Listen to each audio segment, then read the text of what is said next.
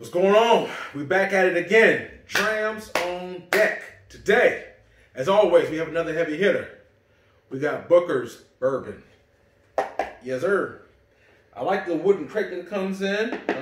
Booker Noah was, I guess, the first master distiller who brought this particular out, so it's named after him.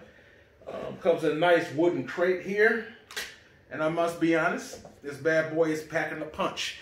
Don't know if you can see it, but it is sitting at 63% alcohol volume, and that is 126 proof. This one here is called BISCUITS, and it was released April of last year, and it is 6 years and 6 months old. So this is just the wooden crate. Booker is on the front, on the back, and on the inside it has a little card here. And it really just expands upon the name of the BISCUITS, and pretty much tells you about the floor it comes on and a little bit more about this. This is actually in the Jim Beam wheelhouse, and every year Booker's releases 4 batches of this, and every batch has a different name. So on this particular one, it's called BISCUITS. And every batch has a different alcohol volume, so some may be higher or lower than what this is sitting at, but it's relatively close, all in the 60 round. And I've seen this bottle for Booker's for years. I just never got it, and as a true statement, I was shied away from higher alcohol. So when I saw the alcohol volume 65%, I was like, oh my god, like I said, because years ago I guess I wasn't I guess I wasn't quite acclimated yet to higher alcohol volume. But over the years, you learn, you grow, your palate enhances, and now I love what they would call barrel proof. So barrel proof normally talks about bourbon. And when they say cache, that's normally about scotch, but it's pretty much the same thing. This came straight from the barrel right to the bottles, uncut, unfiltered, as it says here.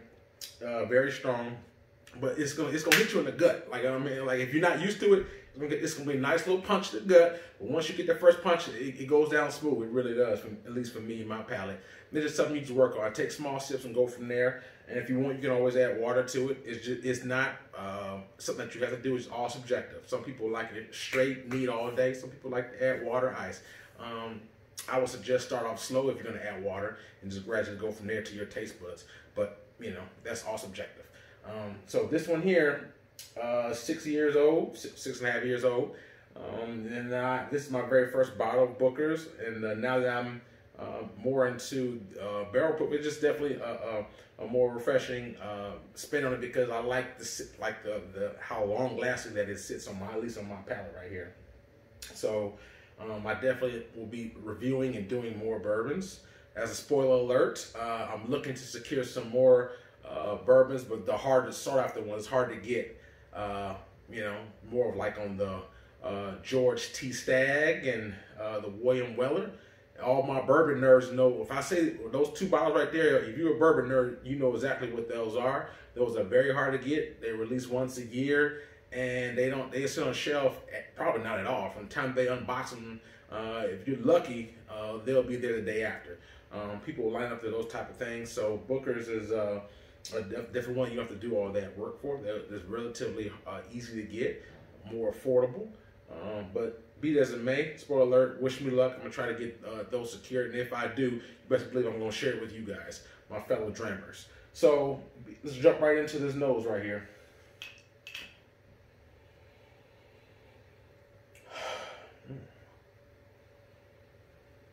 Picking up oak, a little spice, cloves, a little ginger. I'm not picking up any fruits or anything, but pretty much oak, ginger, spice is the most prevalent thing. And like I said, these right here, this is a Jim Beam world, and Jim Beam is probably one of the most respected distillers in the bourbon game.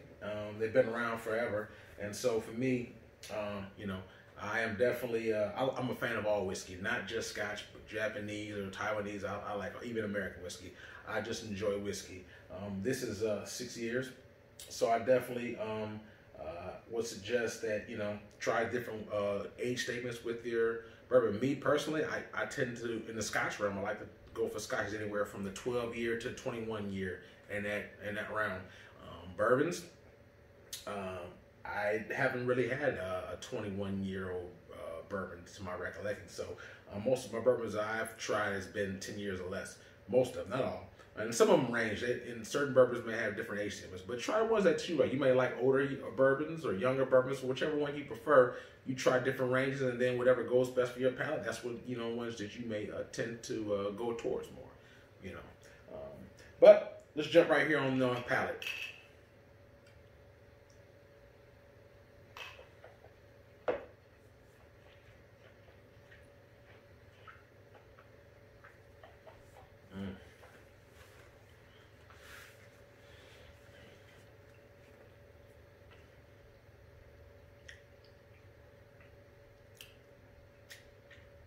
I feel a little bit of that punch on the first sip, just a little bit.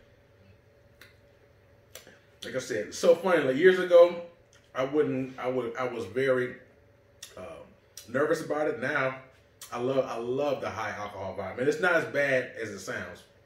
If you never had barrel proof, like I said, it's not as bad as it sounds. This one is pretty smooth once you get past the first sip. But I'm gonna take another one. I like to take 2 sips and then go into the taste profile.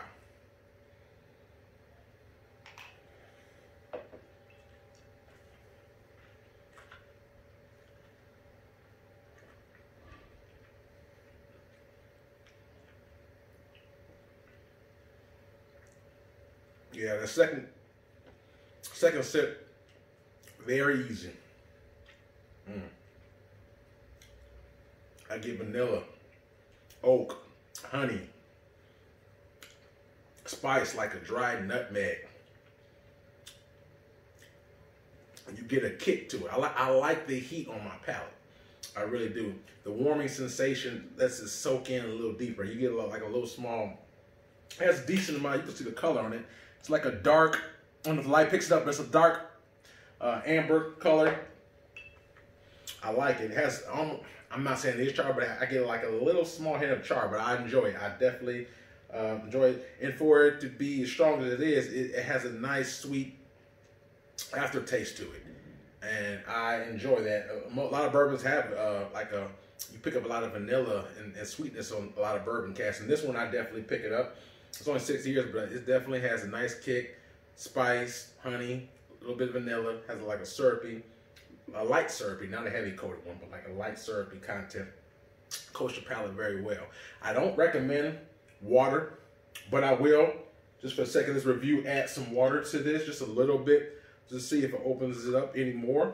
I don't, as I said earlier, it's all subjective, I personally don't need, I think it's perfect the way it is. I think that these distillers make it perfect the way it is. So I try my best to always enjoy things as they are meant to be enjoyed when it comes to something of a higher caliber. So for me, in most of all my spirits, I tend not to use water. If I do, very sparingly, just see if it opens it up. But that's just my preference. A little bit of water, that's fine. Sometimes it even enhances it, makes it better. Certain things, it enhances it. Some is, but this is, since it's so strong, even if you do put a little bit of water, it's not gonna phase it much, just a little bit, because the alcohol volume is so high. A couple drops of water, just because I don't do it, it's not, I don't really think that it's a bad thing per se. And definitely, like I said, it's all subjective. But for the most part, I usually drink it neat, but for the review, I'm going to add water to see if it enhances it in any way. So this sip right here is with water.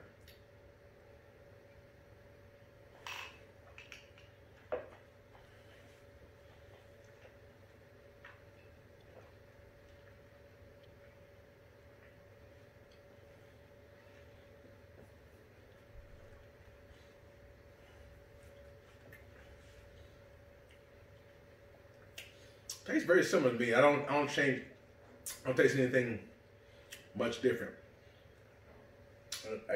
It was already warm to me, so I taste no difference from me on my palate from water or no water. But I think you should try yourself and see if it changed anything for you. But for me, this is very good. This one right here, very, very reasonable on the palate. Vanilla, honey, a little spice, a little bit of oak. I don't pick up any fruits or anything like that. It is very smooth. It lingers a lot. I taste the oak on the very front part, and then as you on the mid palate, and then when you on the finish, I get like that's why I come up with the honey and the vanilla. And right now, I took this last sip about a minute ago, and I still have it on my palate. I love the long finish. That's the thing that I get, me personally, with barrel proof. It tends to linger more on the palate, and I love the long finish on barrel proofs, and that's why I enjoy it more. $70 to me. I have to rate this 1 to 10. 10 being the best on the bourbon side. I would give this a solid 8.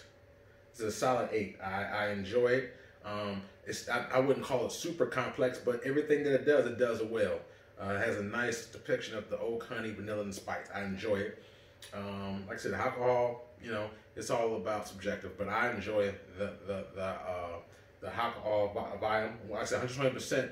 So it's, you know, has some kick to it, but it's all right though. I enjoy it handsomely. This is, once again, the Beaten Biscuits one. I've heard great things about other different batches. So this particular year, I'm going to get some more batches in. So probably once I kill this bottle, I'm probably about a third way done with this bottle. I only had about 2 weeks, if that. And I'm already a third of the bottle gone. So needless to say, I don't think this bottle is going to last more than another month. It's going to be gone. So I'm going to be getting some more in, and I'm going to review the other batch. So like I said, it's going to have it may have a different taste profile. It usually does from batch to batch. So different batches have different profiles sometimes. So I'm going to get another batch.